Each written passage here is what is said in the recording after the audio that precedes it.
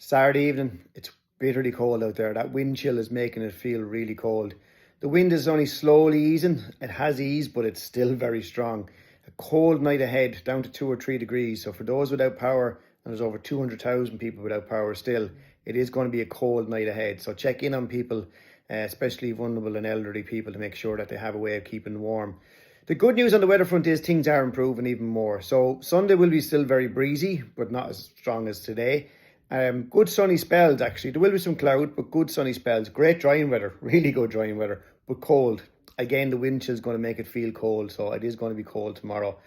The good news is that, more good news in terms of the weather for the early days of next week, is staying nice and settled with high pressure Monday, Tuesday and Wednesday. Now, good sunny spells Monday and Tuesday, but there will be cold nights. So the nights will be cold and there is a risk of frost and feeling cold. Wednesday, probably going to see fog. So Tuesday night, fog is probably going to develop. Something to keep an eye on. Could be very dense fog.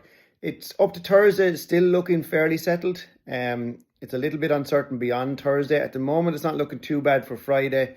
And some rain possibly Thursday night into Friday. And then the weekend could go either way. It doesn't look too bad, but it could turn quite windy and showery. Not a serious storm at the moment, but as we saw, things can change.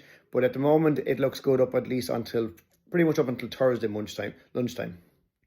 In terms of the power outages, unfortunately, the latest update from the ESB is that over 200,000 are still without power and that many will be without power for another day or two. Some areas, small numbers, could be without power for several days, up to a week in the worst case scenario. So keep an eye on the updates. Now, bear in mind that ESB haven't got to assess every fault yet. So the 5 p.m. that was pushed out to 7 p.m. and some of those have been pushed out till 7 p.m. tomorrow. They may not have been assessed yet. So that time of 7 p.m. tomorrow is just probably an automatic update. It may not mean at all that you're going to get it back at 7 o'clock. Could be sooner, but it could also be later and it could go into Monday, Tuesday or Wednesday.